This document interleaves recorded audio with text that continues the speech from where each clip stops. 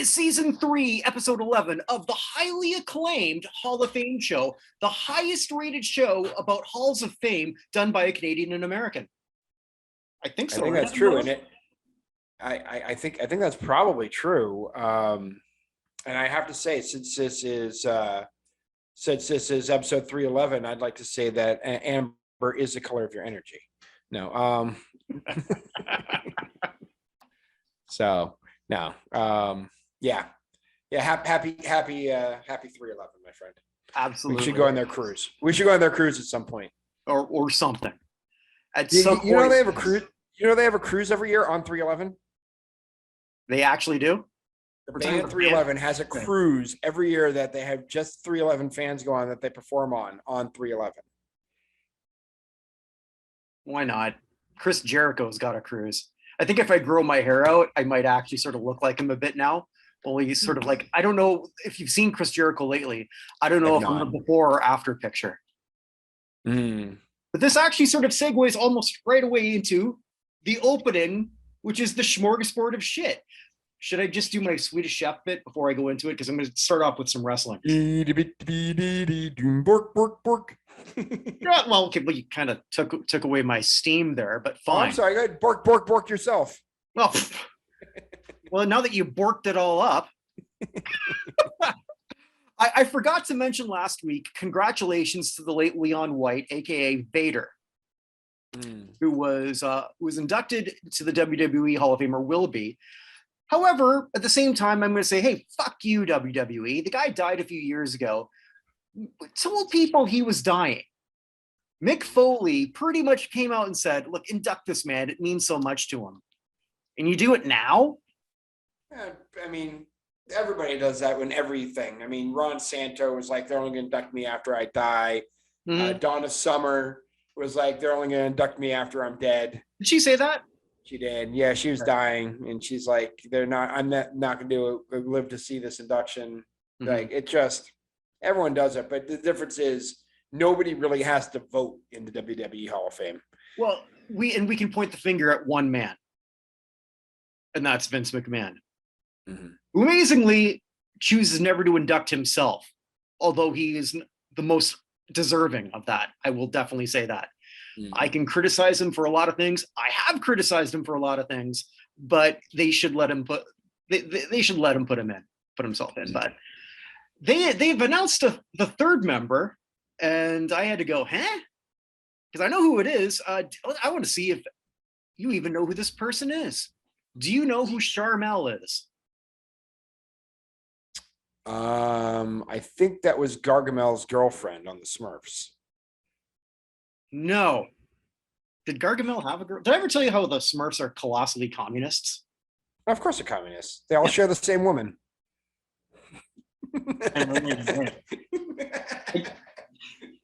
You know, I know you're far more left-leaning than I am, but I must have really missed that part. I was kidding.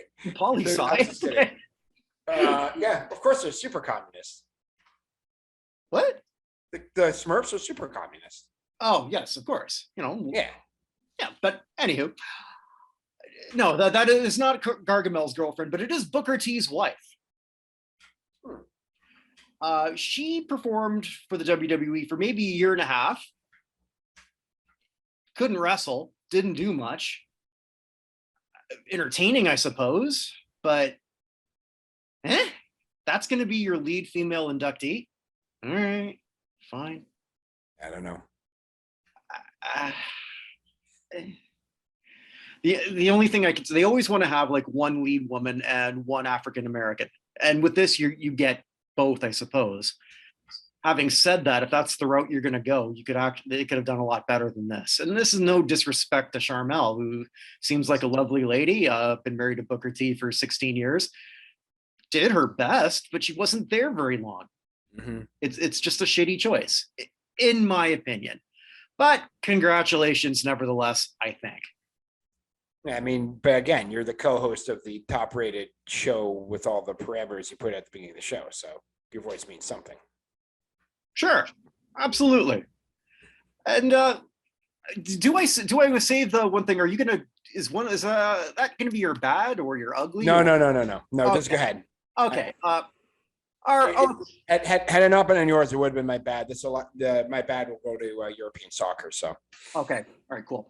So I on the smorgasbord, I've just got to like talk about, all right, vaccine mandates in specifically New York, and you know, the reality is here, and this is not whether you're on one side or the other at this point. This is about it's about making it make sense. Exactly. It's about making it make sense. So if you're a pro-vax person, make it make sense. If you're an anti-vaxxer, make it make sense. And you can't. If you're in the middle of everything, you can't make it make sense. And what we're really talking about, it's not just Kyrie, as it looks like it's going to be. Kyrie recently was a guest or in the Nets home game. But he can't play. So he can have somebody to his 6 feet to his left, 6 feet to his right, behind him. I couldn't remember if he was in the front row, but needless to say, he was around a shit ton of people. Kyrie's not vaccinated. Bravo, Kyrie. Not because you made that choice. I wouldn't have made that choice, but you stood by it at the risk of 8 figures, I guess, at this point. You're a man of principle. I don't always agree with your principle, but you're a man of it. And I like that. I said it before, I'll say that again. But he's not allowed to play on the court. And when he went to the locker room, the Nets got fined $50,000. Now it got even weirder, as you may have heard, with Aaron Judge. Now we don't know for sure that he's not vaccinated, but he dodged the questions. I don't know if that was a dodge as much as I don't even know. That answer was. That was all 5 of the Patches O'Houlihan school of that was avoidance. I don't think dodge was the correct answer. That's like the husband explaining why he came home with lipstick on his. That was Shaggy's. It wasn't me. In an answer. So, pretty much, everyone's just sort of figured out almost very quickly, because it would be the same when they go cross town to play the Mets. And in Canada, if you're unvaxxed, you can't cross the border right now. So he's down to 70 games, and we also know that there's other Yankees. I don't know who they are, but I guess we're going to find out pretty soon. Now, correct me if I'm wrong. The Yankee Stadium, that's outdoors, isn't it? Yeah, it would be. Okay. So again, Aaron Judge can be a fan, but he can't play. Yeah, the vaccine mandate doesn't make any sense in the way they're enforcing it in New York. And I'm very pro-vax, right? Yeah. But it makes zero sense. The way it's being enforced makes everything seem farcical. And that's the whole thing is a complete mess. I don't know why they're necessarily doing this, other than they just don't want to say we were wrong. And that's not even saying we were wrong. Just things have changed. The winds have changed. That's how it is now. This feels very petty to me. It does seem petty. And now I have winds of change in my head. You and me both, sadly. I almost started singing there. Yeah, I mean, the whole thing doesn't make sense. How is he a problem in the game, but not 6 feet from the game? And yeah, I don't know what. I mean, my guess is all this stuff is going to be dropped here pretty quickly, although things are spiking again in Europe and in Hong Kong and in China and a whole bunch of other places. So who knows exactly what's going to happen, but yeah, it doesn't make any sense. So yeah, for what it's worth here, today's the second day in Manitoba that nobody has to wear masks in most places. Most people are wearing them anyway. So yeah, I mean, we're here in Illinois. The kids don't have to wear masks at schools anymore, but I would say the first day they didn't have to wear masks, a bunch of kids didn't wear it. And then they all just kind of went back to wearing it. Yeah, it's like I'd say 85% of kids are wearing the masks in school. For what it's worth, for me, if anyone cares, well, I'm just reading the room. If it's making other people comfortable, I kind of do it. If I'm outside, then I don't bother. I now think I'm at the point though, if I now have all these masks. So if I'm ever I have to go do something and I have a cough, I think I'm just probably going to wear a mask out in public anyway. Yeah, I don't know, but I'm not going to be one of those devout anti-maskers. And at this point, if someone is, I really don't give a shit. But moving right along, I forgot this isn't really part of the smorgasbord, but I thought this definitely is worthy of a deep conversation. Dolly Parton, someone who I think you and I both think will be voted in. She's getting elected. She's getting elected. It's already going to happen. So what happens now? Because I agree with you. I think she's getting elected. I think if there is a flaw in what she did, it's why do this now? You should have said that a month ago. I think she was taken aback by it, had never considered it, and was flattered, and then heard that her vote was making it so other people who she respected weren't getting votes. And so I think what happened. So here's what I know. I know that Dolly pulling out means that Kurt Schilling gets elected. Wait, now it's all right.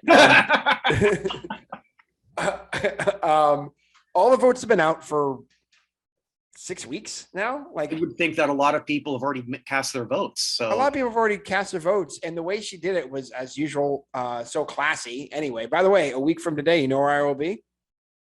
I think you told me this. I'll be at Dollywood. Oh, that's right. Yeah. Okay.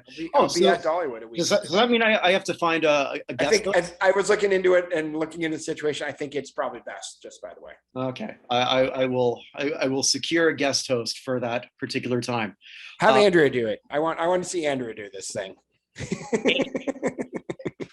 Andrea, who is one of the co-hosts on this, How the Hell Did This Go #1, doesn't know all her sports. So I think it'd just be her listening to me going, blah, blah, blah, blah.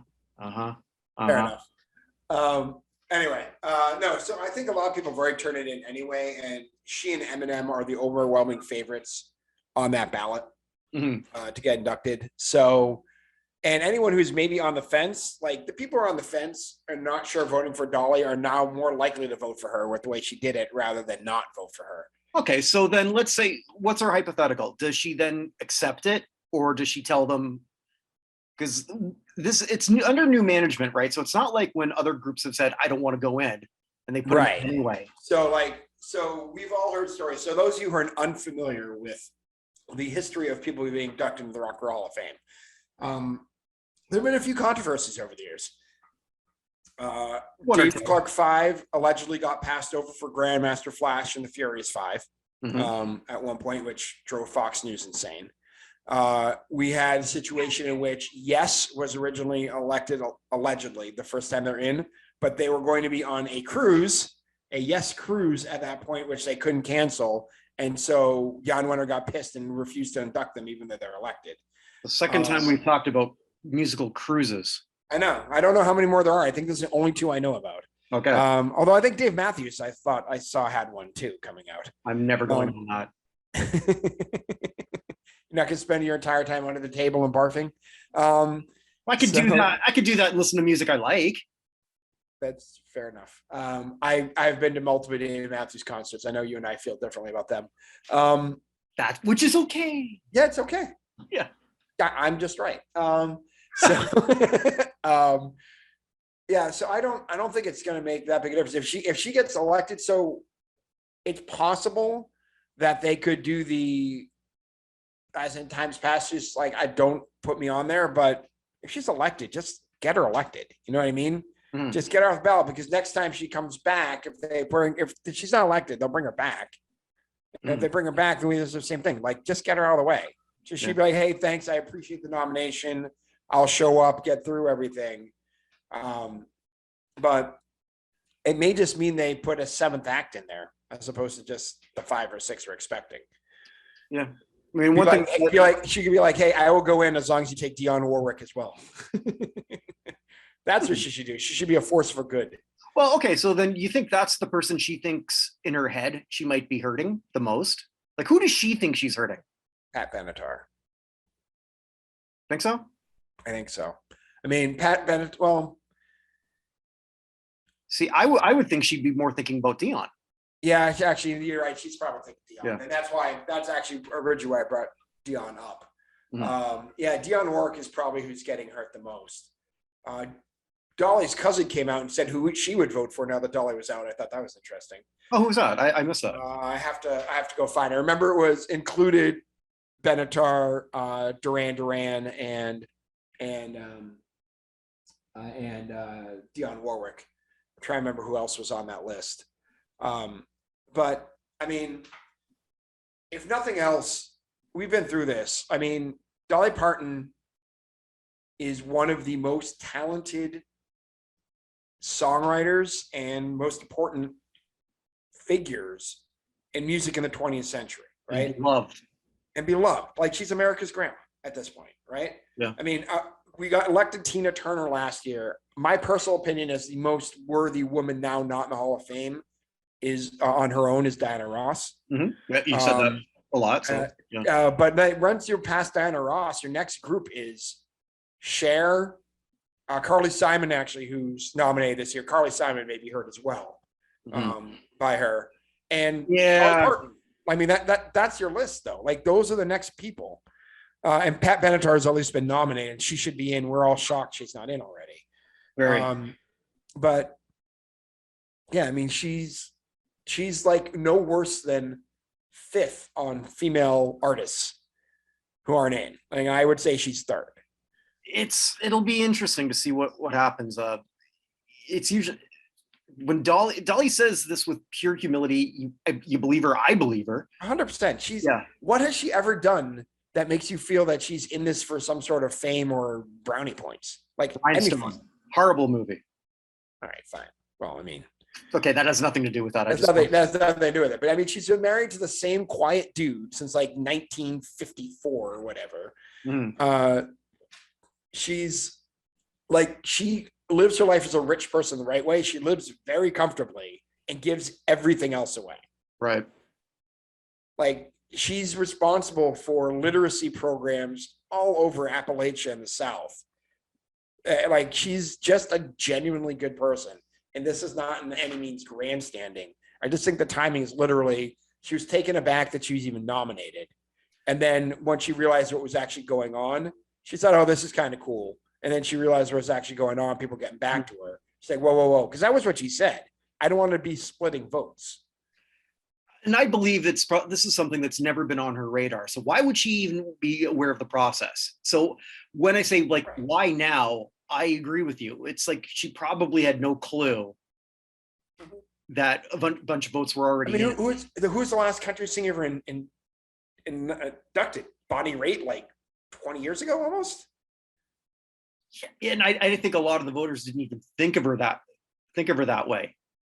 Yeah, I mean, but there aren't even that many country singers in there. I mean, we got Conway Twitty, we got Johnny Cash, right? Which begs the question as to why Johnny Cash and not the rest of the rebel country music. Why not Chris Christopherson? Why not Willie Nelson? Willie's one of my most wanted. Why not Merle Haggard? Like, those are the four of them. Like, those are the four guys. Why just one? Right? So, I mean, there have just not been that many female singers who've touched on country at all who have ever gotten in. Mm-hmm. So I understand it. Why would she suspect, like, all of a sudden, well, Tina Turner's in, I'm clearly next. Like, that doesn't make any sense. So, yeah, I still think she's getting elected. Now, I think she'll have the votes, let's put it that way. What the Hall does is going to be interesting reflection on the new regime in charge. I would think, this is just my take, this is what I would do if I was running it. I would, if she has the votes, plead with her to accept it. Of course. And plead with her to accept it and tell her she can advocate for whoever she thinks should get in. Mm-hmm. And she's just be like, thank you for this, but these are the people who are more deserving than me. Yeah. So, like, and do whatever you think you've got to do to get her to accept it. That's how I would do it. But then we've been wrong before. So, like, for all we know, she's not getting in. You don't get rich by successfully predicting what the Rock Hall is going to do. No. Or apparently by talking about it either. But anyway. I feel I've gotten rich in experience, but that's about it. I'm rich in friendship. Richer than yes, ever 100%. So yeah, I don't know. It's gonna be another person that her cousin said was Lionel Richie. I remember that one. All of a sudden, but like he's nominated. He's just so not on my radar.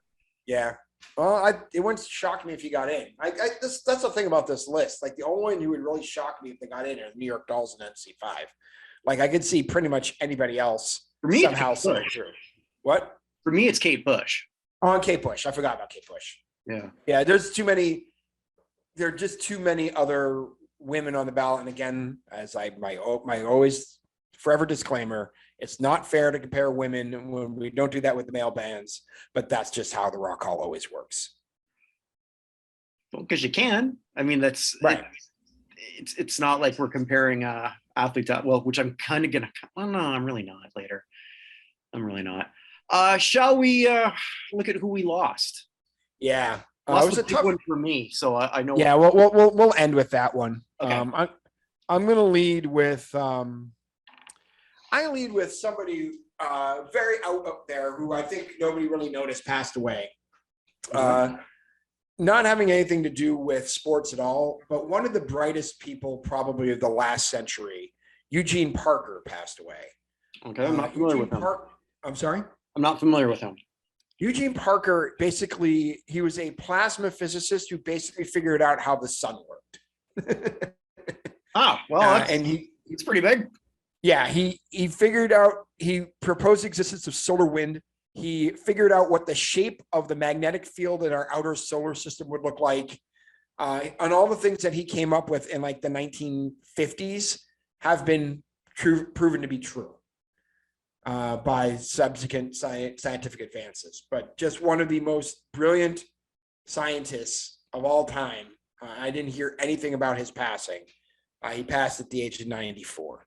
So, by the way, the Beige Mistress was quiet this week, so hopefully, okay, good. Hopefully that continues. Also, I guess from the only actor I want to talk about this week, William Hurt passed away. Yeah. I didn't know, and this will usually it's not really the time, but this happened a few days ago, so maybe it's not so bad to say. I did not hear about the story between him and Marlee Matlin before. I don't think I still know that story. Well, they used to date. Okay. And so I guess they were dating following the movie that they did together, Children of a Lesser God, in which she won an Oscar. Now, she in her book, because this was trending on Twitter, she alleged that after she won the Oscar, he apparently was drunk. I don't remember if he was drunk or not, but he did do things drunk to her at other times, and said, "You really think you deserve that Oscar when there's been so many people who've been paying their dues?" And yeah, it's not so good. I never got him as an actor. To me, he was just tall and wooden.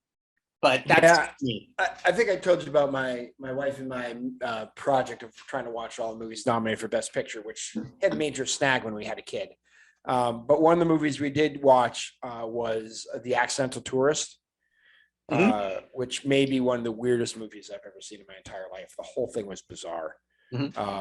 That said, like, Children of a Lesser God is fantastic. And I mean, he had Kiss of the Spider Woman is fantastic. Broadcast News is fantastic. Accidental Tourist, like I said, is weird. But he was in a lot of things for a long period of time. And we had a whole bunch of very devoted fans within the movie industry who were very, very sad. Oh, History of Violence too. That was, I don't know that one. No. That one's really good too. But yeah, I mean, one of the bigger.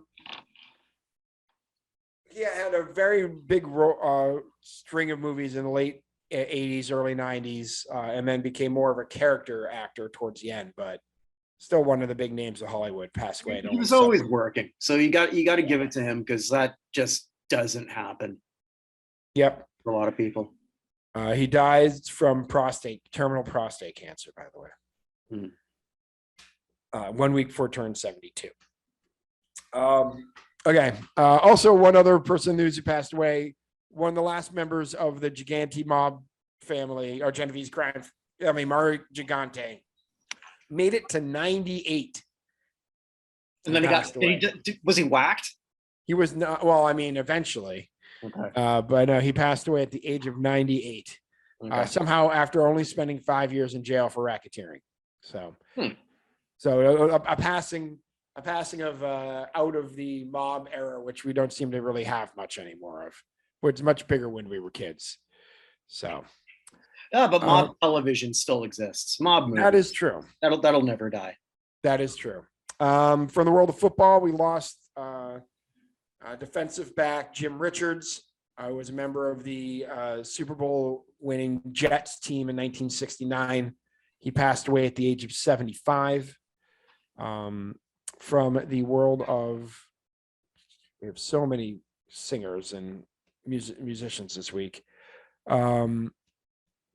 From the world of track and field, Charles Green passed away.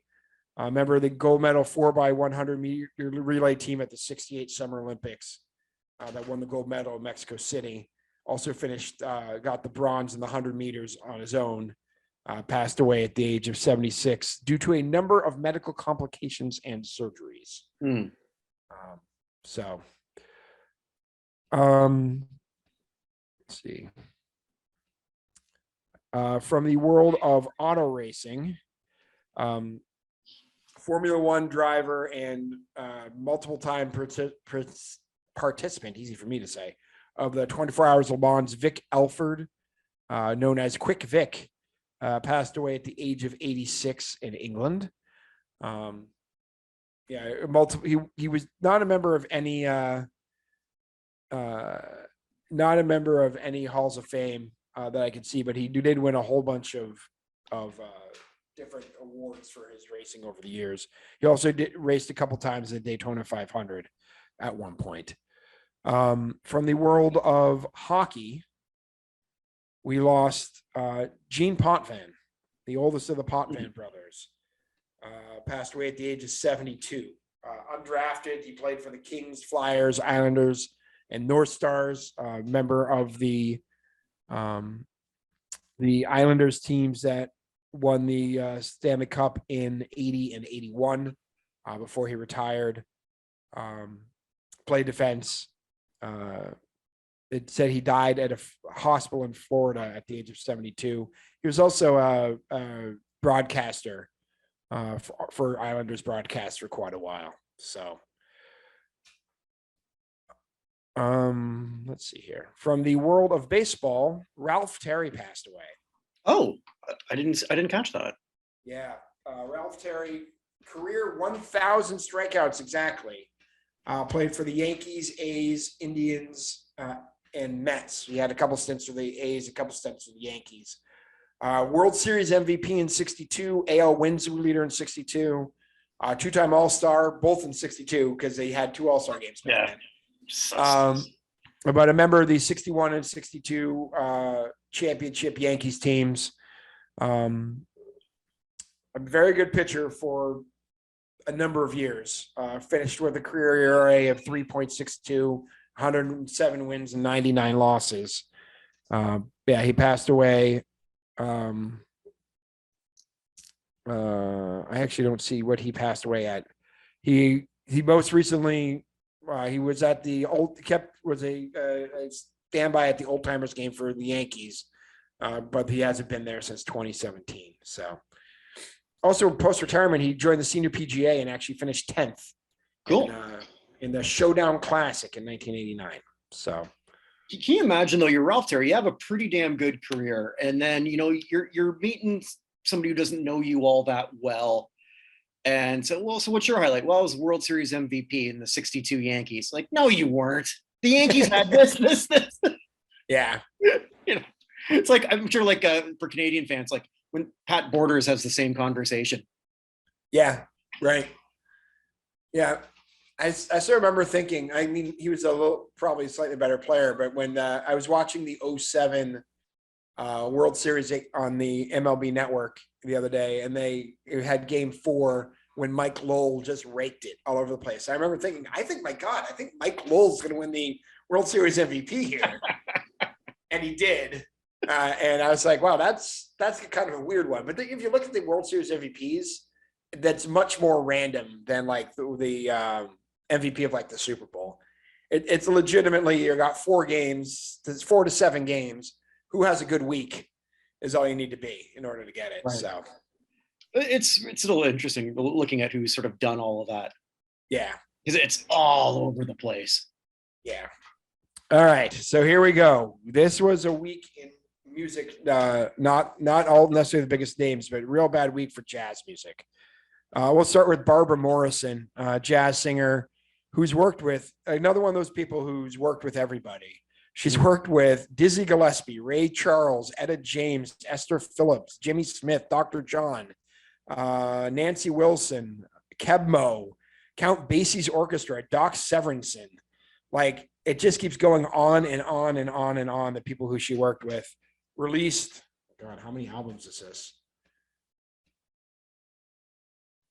18 albums as a vocalist, jazz vocalist, as well as being parts of a bunch of others as a feature performer and other people's stuff.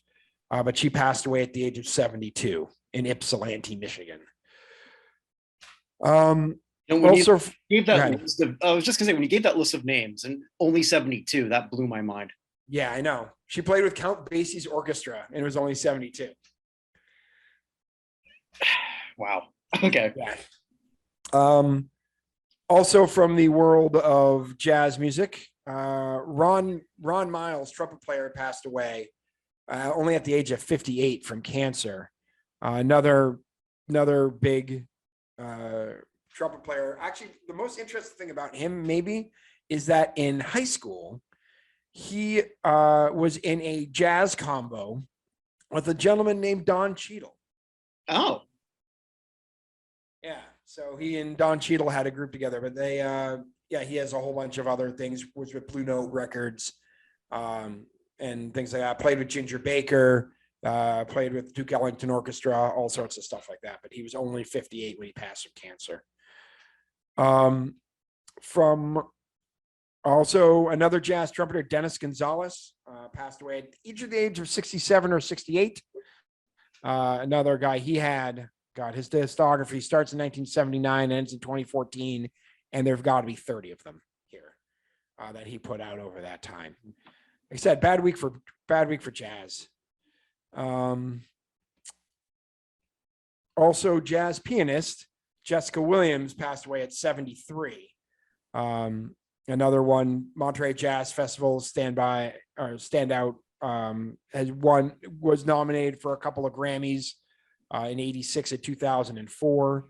And yeah, her discography also is like 50 things long. So I can't honestly say I know these jazz folks so well, but I listen to a lot, but I can't tell you much about it. It's just I just go on this critical music list of all time, and just been a lot of jazz that's been popping up lately.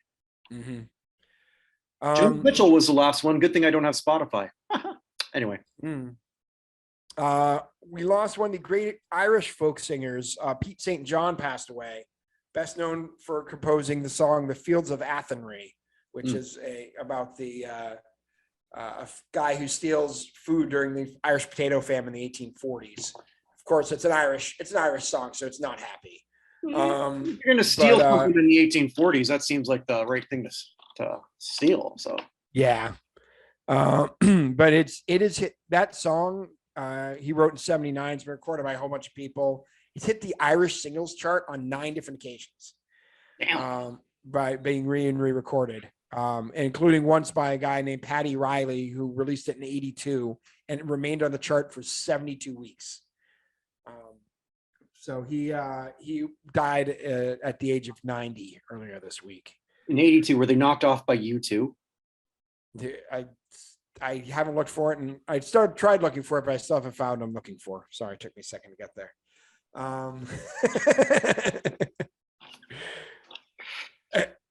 Sorry. From the world of R&B, Timmy Thomas, best known for his song "Why Can't We Live Together," which went to number 1 on the R&B charts in 1972. Also passed away at the age of he passed away at the age of 77. Excuse me. Why Can't We Live Together is probably best known to modern audiences as the song that Drake samples for Hotline Bling. I'm not going to do the dance. No, but he died of cancer at 77. From the world of country music, Brad Martin passed away at only the age of 48. I don't see what he had. Died of a broken heart. He could have. He had an album, Wings of a Honky Tonk Angel, released in 2002 that had a couple of charting songs, including Before I Knew Better, which hit number 15 on the country charts. I don't know what he passed off, but he was only 48, which is way too young. Younger than me. Yep. Also from the world of country music, Bobby Nelson, older sibling of Willie. I was going to ask. Okay. Yeah, passed away at the age of 91. She was a pianist and a singer and a member of his band, Willie Nelson and Family. So, yeah. So 91 is a pretty good long time. So, we also lost Richard Podolor, American musician and best known probably as a producer of Three Dog Night. Passed away at the age of 86. He produced 2 albums for Steppenwolf, including Born to Be Wild. He did Three Dogs Nights, both Mama Told Me Not to Come and Joy to the World. Also worked with the Monkees, the Turtles, Electric Prunes, Grateful Dead, Donovan, and a whole bunch of others. So he was 86. We also lost Barry Bailey, who is the guitar player for the Atlanta Rhythm section. Do you remember the Atlanta Rhythm section? Yeah. Was So Into You was one of my favorites of that sort of smooth rock jazz fusion thing. I don't know really how else to call it. I'm not exactly sure what to call them either. That's actually not the worst definition I've heard of. Yeah, So Into You sounds better than Atlanta Rhythm section because I never got that. I never thought that was like didn't really sound Atlanta-ish to me, but yeah, I don't know. But Imaginary Lover was another one they had that hit. But yeah, he passed away of multiple sclerosis at 73. Yeah, horrible last few years. And then one last one. Known probably as much for being a reality star as for her music, Tracy Braxton passed away. The I think younger sister of Tony. I can't remember actually if that's correct. I only know Tony. I mean, I know there was the big reality show, but I never watched it, so I'm not. How old is Tony Braxton? That's an easy thing to figure out. Come on, Wikipedia, you're never wrong. So yeah, Tony is 54. Tracy was only 50, but she passed away at the age of 50 from cancer. And then finally, Scott Hall. Scott Hall, yeah. Razor Ramon. I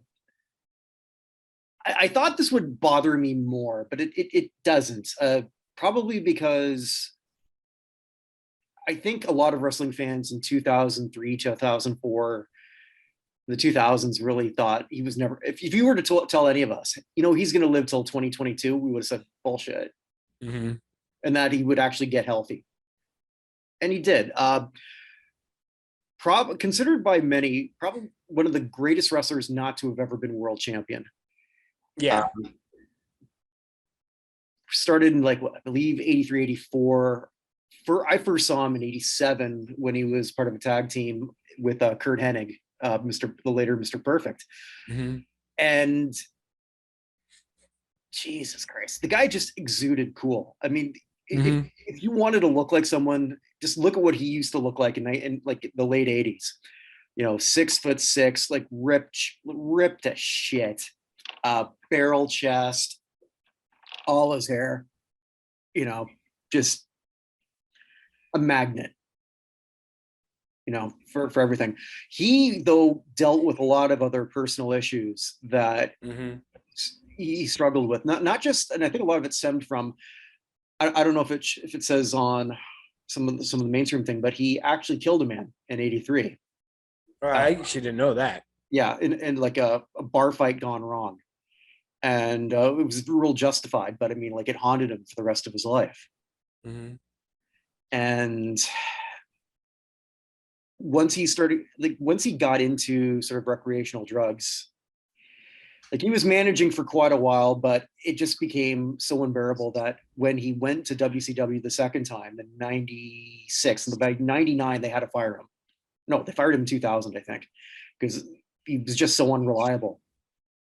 And then everyone knew he was a mess. So that actually became his gimmick, was that he would actually come to the ring pretending to be drunk, which is a good cover for actually being drunk. Well, when they're working it in the storyline, right? So it was really tragic to watch, but he was part of one of the biggest angles that ever took place in wrestling history with the NWO, with that starting when he appeared, what to a lot of people was randomly on a Monday Night Nitro. And I'm happy that the last 6-7 years of his life, he was coherent, sober. Well, his speech at his induction that was making the rounds back in 2014. Yep. And that was an awesome speech. Yeah, closed by how was it? Bad days will bad times go away, but bad guys never do, essentially. Right. Yeah, because he was the bad guy. Yeah. And the fact that he was able to, I'm hoping that he got to sort of like right some of the wrongs that he had in life near the end. And all kudos to the guy who really much helped him do it, Diamond Dallas Page, who through his work of yoga and accountability, he's done for a lot of pro wrestlers what rehab could never do. He did it for Scott Hall. He did it for Jake Roberts. He's now going to try to do that for Buff Bagwell, I've read. And he's done that for a few others. I had the chance to interview him quite a few years ago too. So, and that's what he said to me. This was before he got into the WWE Hall of Fame. And I asked him, I said, like, you watching Scott Hall get into the Hall of Fame, that's got to be bigger to you than if you ever get the call. He said, absolutely. So, I just a soft beverage to you, Scott. I'd like to dedicate the show to you. Just a lot of great memories watching you perform. Excellent. As long as you're dedicating the show to wrestlers, I actually also want to do a quick shout out for Big E, who, for those of you guys who have listened, I haven't brought up in a while. I actually was, I'll say, friendly in high school with Kofi Kingston. He, believe it or not, is not Jamaican, and actually grew up in the booming metropolis of Winchester, Massachusetts. It was a couple years behind me. We're in band together, friendly. We've been Facebook friends forever. But he and Big E, go way back, and Big E landed badly on a trick on the side and broke bones in his neck, not his spinal column, but the actual vertebrae themselves. Yeah. And had to be taken off in a stretcher. And Big E is legitimately one of the nicest guys in wrestling. All three of those guys from New Day are. Which is why they keep being allowed to win the every time they lose the tag team title, they just keep being allowed to get it back because everybody likes them.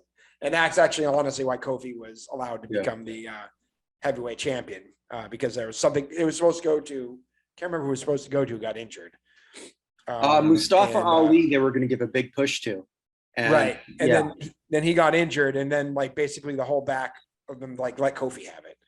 And then Big E was champion for a little bit last year. So just speedy recovery to a legitimately good guy. I hope that he gets back on his feet soon. So I hope so too. Brutal injury to watch. The guy who did that, like, he just has no business being in the ring. I'm sure he feels awful about it. But his first reaction, to that guy's credit, his first reaction was to try and get up and run over to Big E because he knew it did not go well. And then you can see he like gets up and then realizes that he's doing wrestling and has to pretend to be down.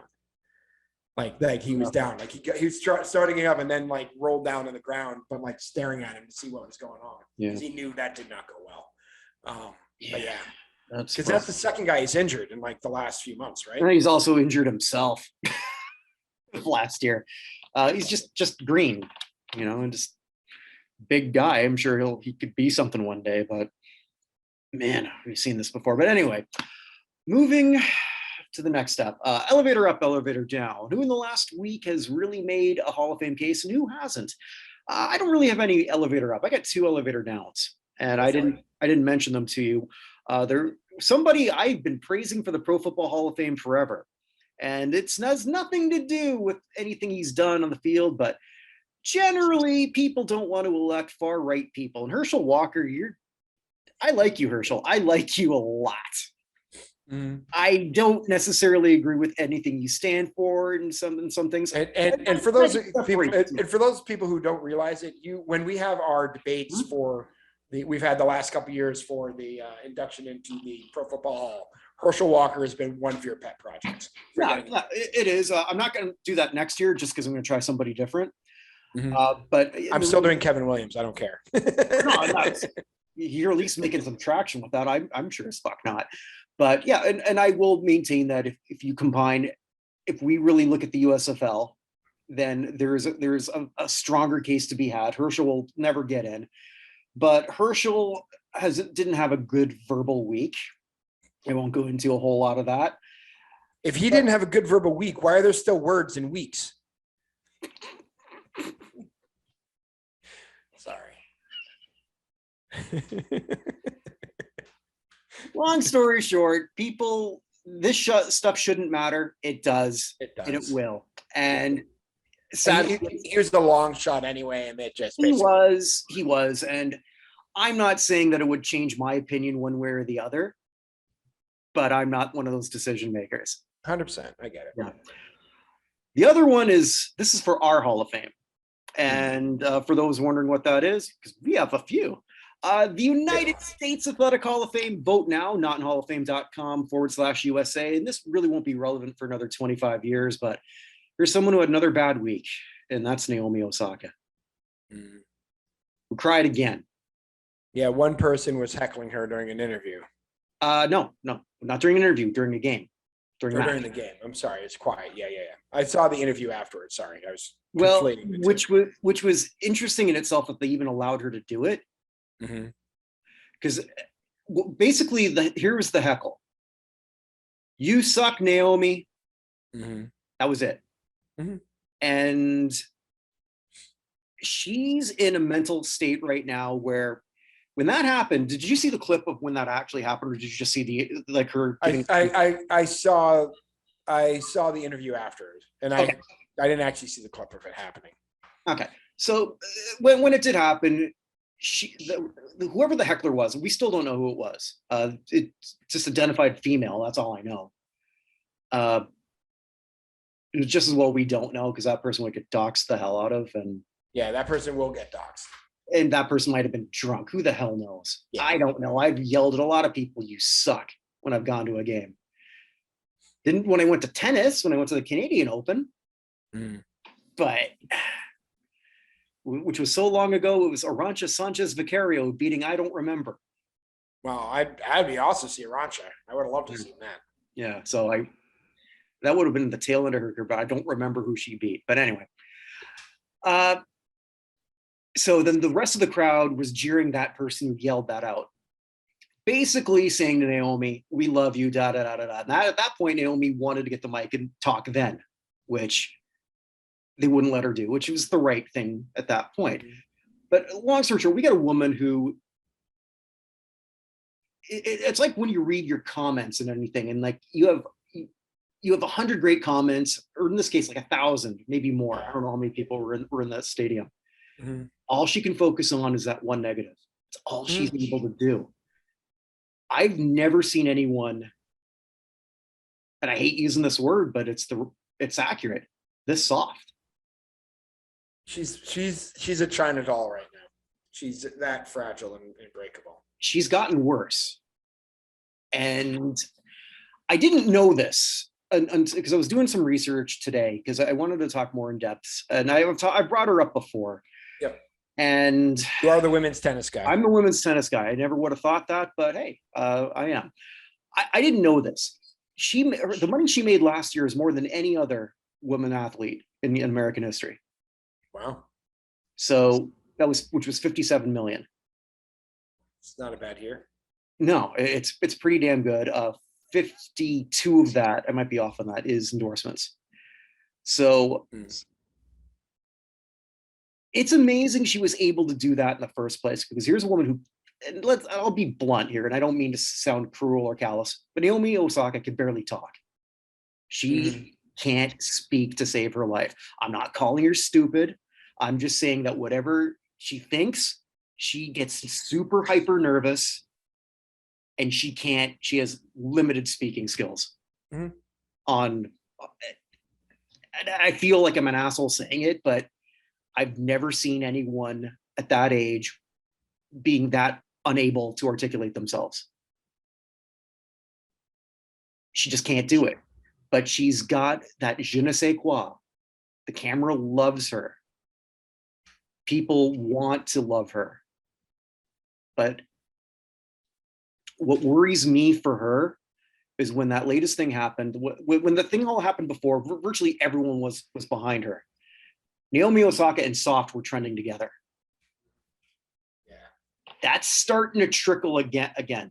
And if that keeps going, if she's this fragile, she's a visible minority. Yes, she's a female.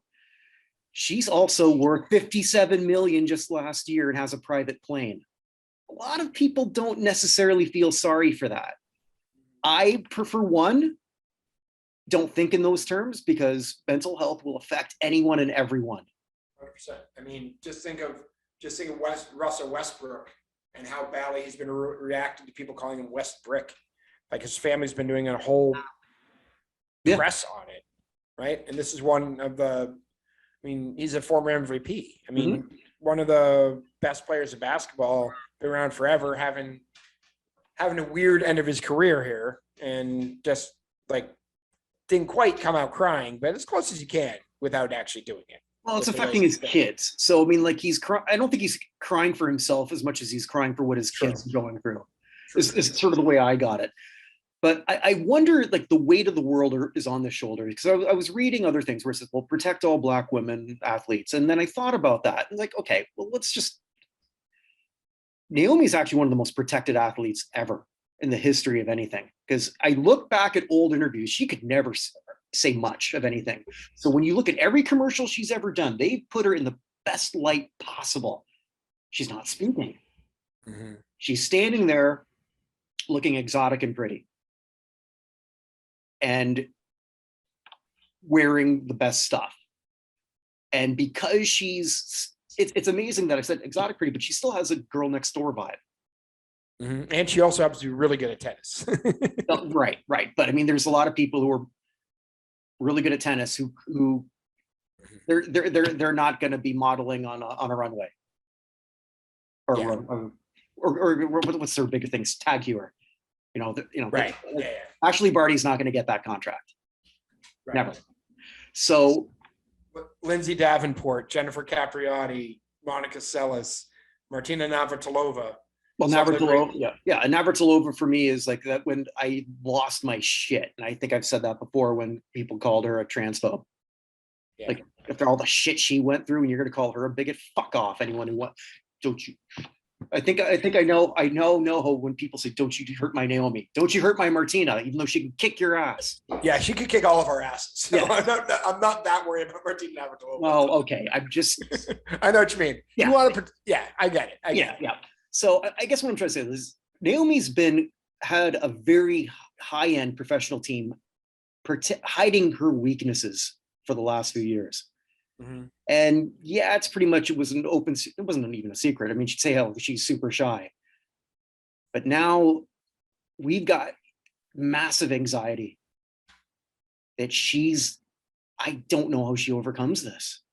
Because if she feels that she's got responsible for, I guess, her publicist, her image consultant, all this goddamn team around her, that she's now sort of, I guess I don't know who she's also responsible for financially. Right. I was reading her background too. So like, her dad was inspired by Richard Williams.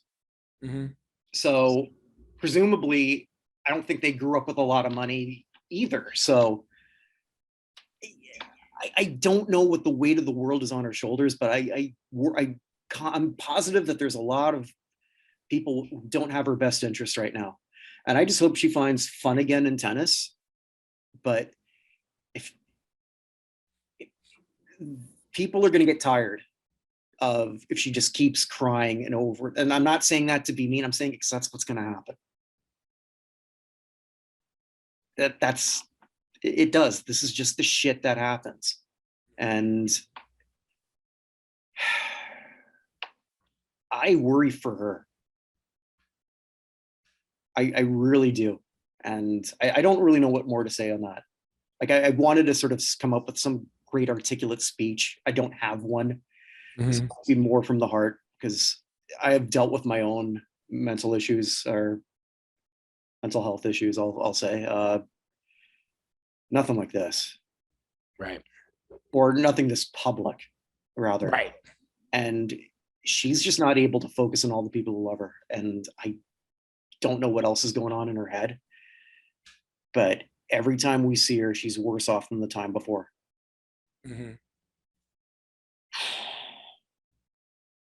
Now ranked in the 70s. Yeah. She legitimately needs to take some time. And that's the scary thing. I wonder how many people are sort of, no, you got to get back out there because they don't want to lose this endorsement and this gravy train.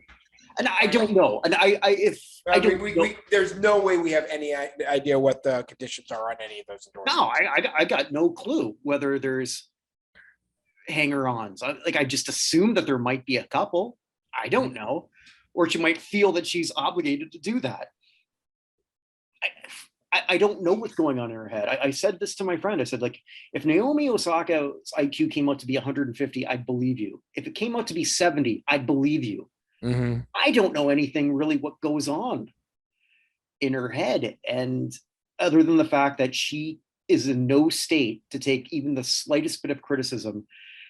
And she's like Superman, and who said, oh, by the way, want to know how to get me? Here's the kryptonite. Yeah. That's what she is now, because we all know what can make her tick. For all we know, it was just some asshole woman who just said that I can make her cry. Or had money on her losing. Or, and I hate to say when she said, you suck. Well, right now she does. And that's the sad part, because she doesn't have to. What is she, 23, 24? Incidentally, when I was looking at the most successful women in terms of earnings, so Serena is still number 2. Okay. You know who number 3 is? I mean, I see Sue Bird in a lot of commercials all of a sudden, so maybe Sue Bird. No. Actually, I think the only basketball player there was Brianna Stewart. Okay, fair. Yeah, there was actually one person on there from India I'd never heard of, from playing badminton. But yeah, number 3 was Venus Williams, and it's like, shit, she still plays.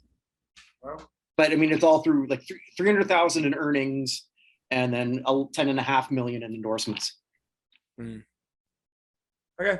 Yeah. So yeah, that's sort of my thing there. Naomi, just take care of you, please. Yeah.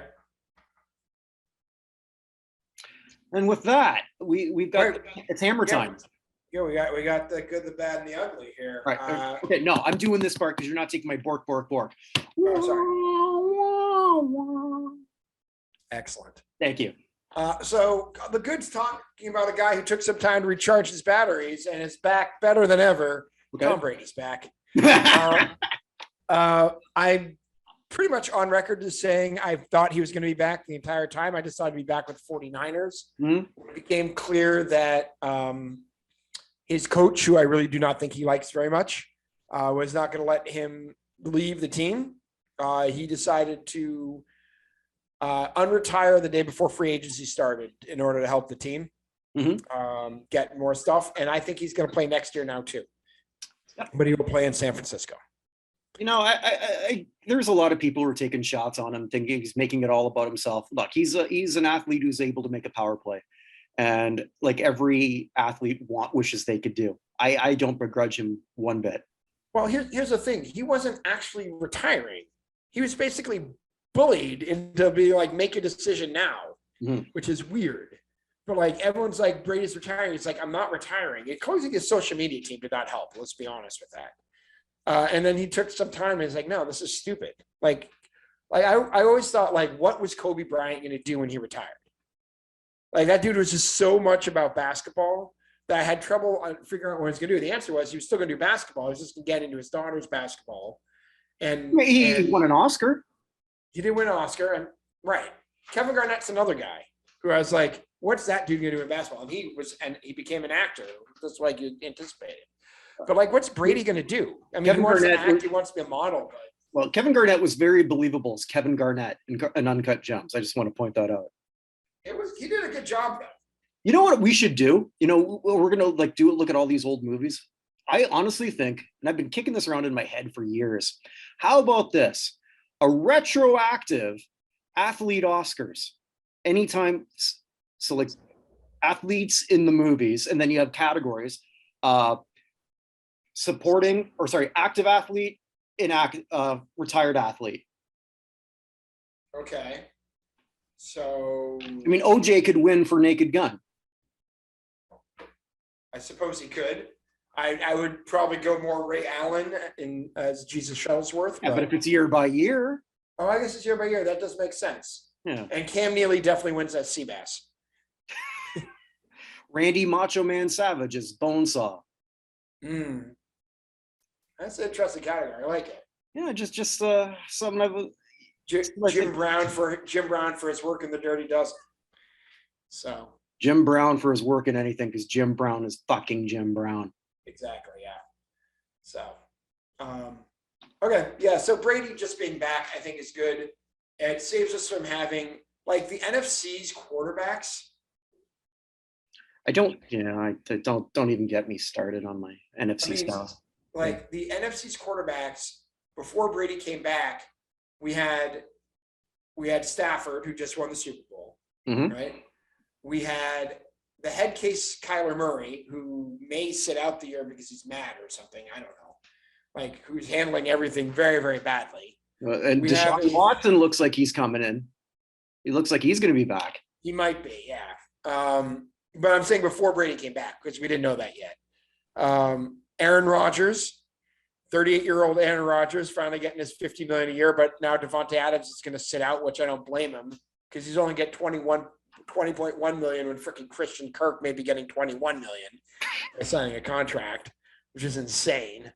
And who else? Because Russell Wilson was gone. Like, who is the fourth best quarterback in the NFC?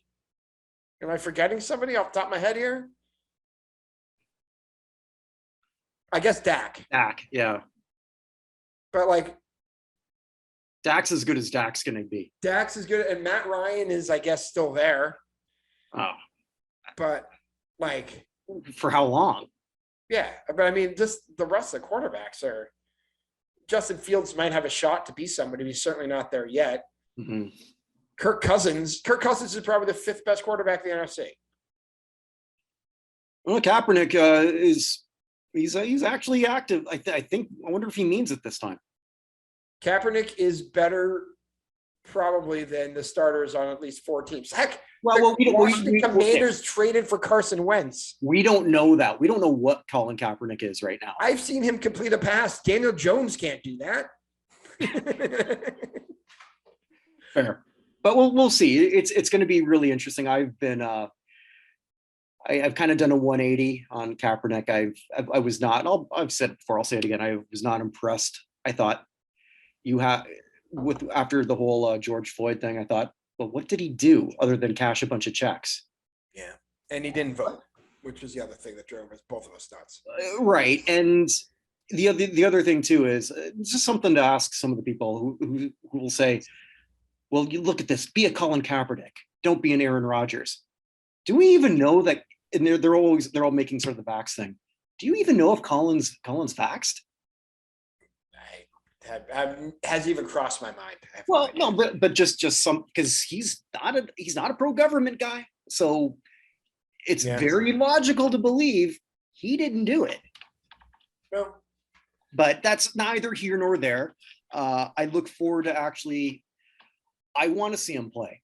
just because I think Stephen A. Smith sort of summed it up best, and something that he said recently. Colin was ostracized and blackballed from the league.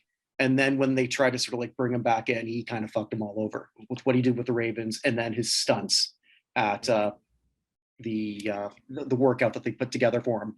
And he changed it at the last minute to something that he already planned, arranged. Yes. So that's the action of somebody who wanted to control a narrative. As things change now and he wants to come back, because I think, what is he, 33? Now he's got something to prove to himself. And the fan in me, just the sports fan in me, wants to see if he means it. Hell, I got a team that I'm not feeling all in on Taysom Hill. You shouldn't. No, I don't. But anyway, we'll save that for another time, because I have a feeling that name will come up again. That's a great good. That's a good. Brady's back. He has unfinished business, which has got to be terrifying for the rest of the league. And now it's going to basically guarantee that that once again Aaron Rodgers does not make the Super Bowl. So, which is also MVP Aaron Rodgers. Yeah, totally. Aaron Rodgers. Okay, I know we talked about this.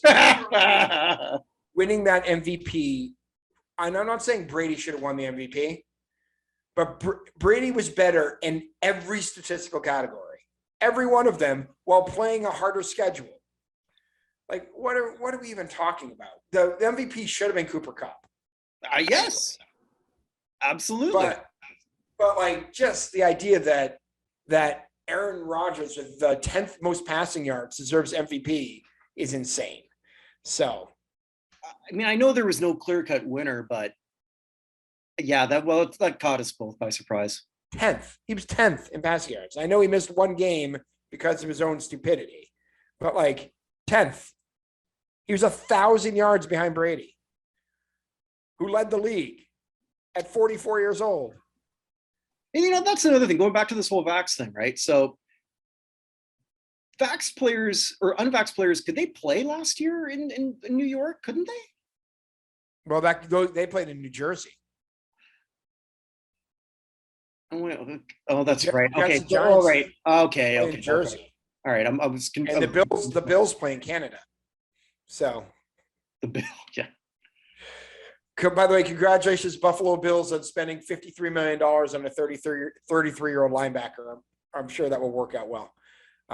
No, good for Von Miller going to Buffalo, where he legitimately has a shot to become the first player to win Super Bowls for 3 separate franchises. Like the idea of signing a 33-year-old linebacker to a 5-year contract is hilarious to me. 6.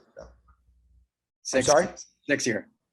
Oh, 6 year. I'm sorry. 6 years for a 33-year-old. Yeah. But and I have nothing bad to say about Von Miller, but just 6 years is ridiculous. Anyway, the bad. So I've talked about Chelsea before. Is it going to be about the owner? Not about the owner. Oh, okay. So this weekend is the quarterfinals of the FA Cup.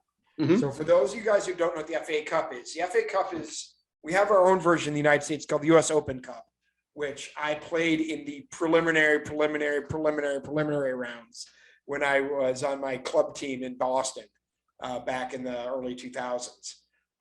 Can we stop? I didn't even know there was one. So how does that work? So the US Open Cup starts with amateur leagues in major cities. Mm-hmm. And the 6th qualification round. Mm-hmm. So like, for example, I was mostly in divisions 3 and 4. I spent 1 year in division 2 in our league. And we had a random draw with a single elimination. Any team from division 1, 2, 3, or 4 could play any other team. And then you ended up with one team coming out of the league that would then move up and play other amateur teams, who then eventually would go and play like the USL teams and then eventually MLS teams. So it goes all the way through the Rochester Rhinos, who are USL. USL? I think they're USL. Mm-hmm. They're the minor league. We're the last non-MLS team to win the championship. Okay. But yeah, so teams like Vancouver, Ottawa, Montreal, Toronto don't participate because you guys have your own Canada Cup of some sort. The Winnipeg Valor is here.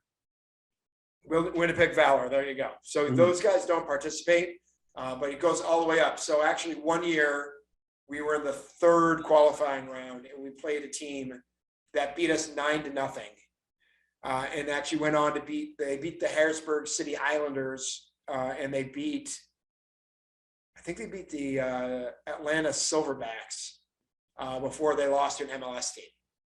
So they went and beat some of the smaller teams. I think they ended up losing to, I think it was DC United.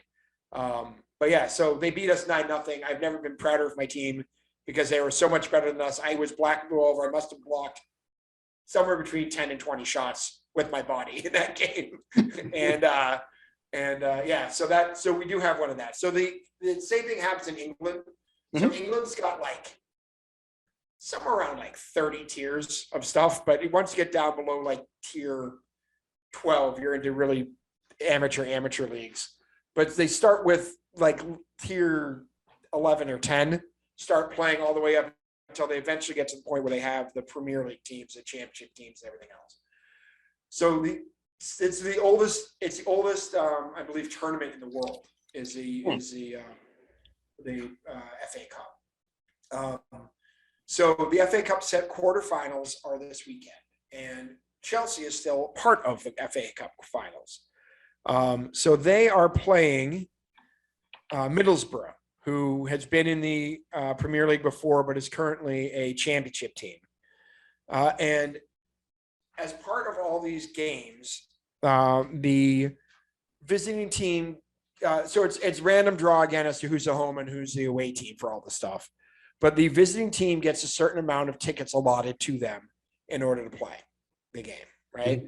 So because of the restrictions put on Chelsea, they got 4,500 tickets and were only able to sell 600 of them before they were stopped being able to sell any more tickets. Okay. Oh, okay. Yeah, I know where this is going. Yeah, I read about that. Okay. Yeah. So they then tried to petition to have the game played without fans because it wouldn't be fair to them only have 600 fans and Middlesbrough to have a full stadium with their own fans. Because they've never played a road game before. And Middlesbrough is basically like, what? Are you serious? You get busted for whatever you get busted for, and somehow our fans don't get to watch our team play our game in our stadium? So what was the result of it? They withdrew mainly because both the FA laughed at them, and the House of Commons was going to get involved in upping their sanctions for being basically whiny bitches about this.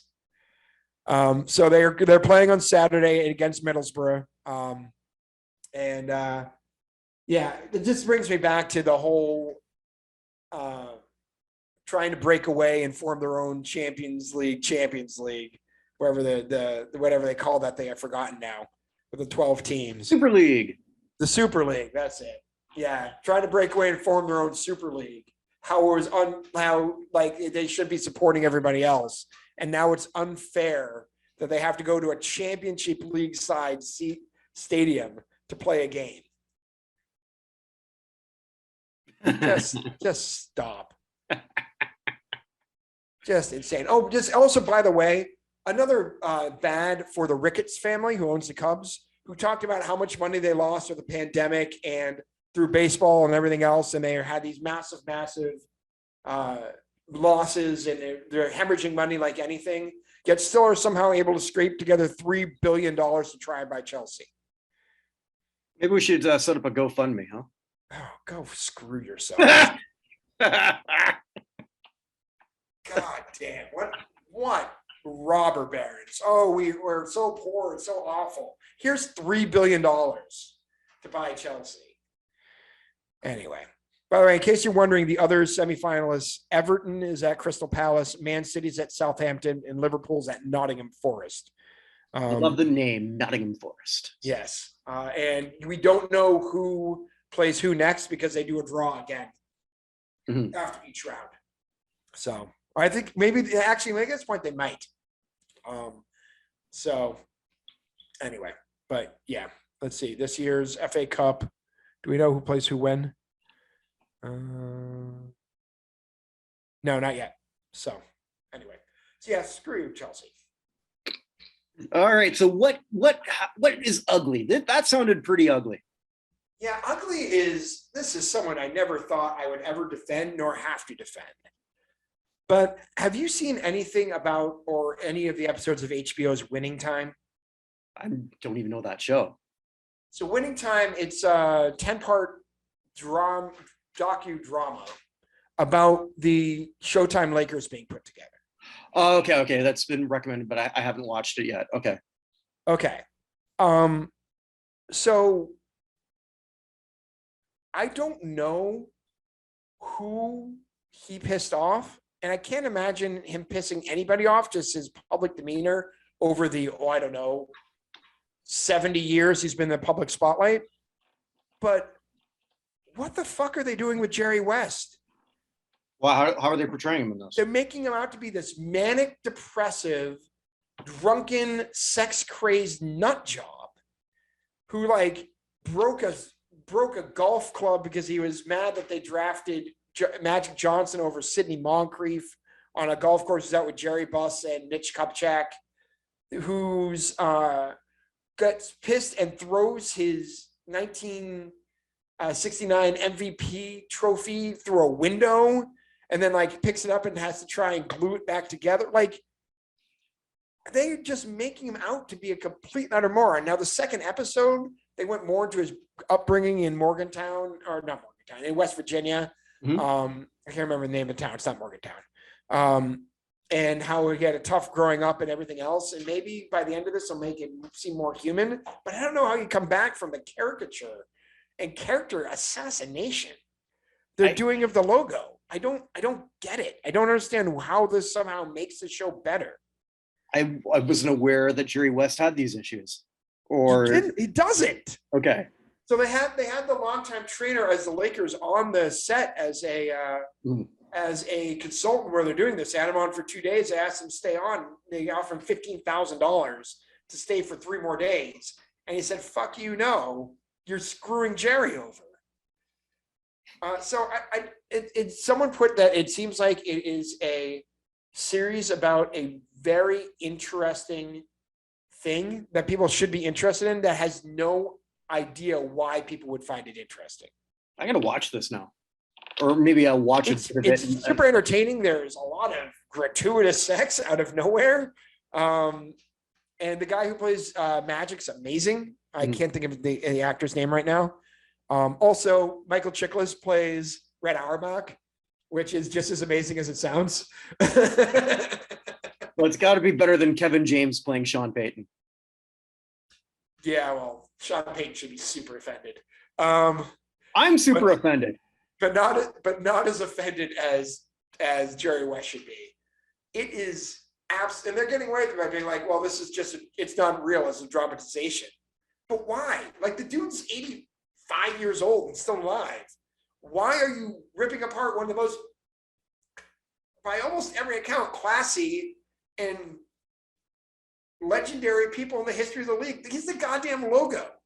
They wouldn't put a goddamn logo after nutcase. They just wouldn't have done it. I gotta watch this. All right, that's gonna be my homework. I'm gonna watch at least that first episode, so I can sort of better have. There've only been 2 episodes so far, but I wish I were a lawyer just so I could sue the shit out of these people. Or I could be a filmmaker and just make up a whole thing about how the guy who's the director is really into fucking cats, and just be not actually having cats, but actually having intercourse with them, and just say, oh, it's just a dramatization. Well, hold on. Well, what kind of cat are we talking about? Because this might not. Calico. So the only way to go, man. They got the rich on the outside and the inside. Okay. All right. God, I can't believe I just said that. That shows how mad I am at these dudes. I should not. I'm a Celtics fan.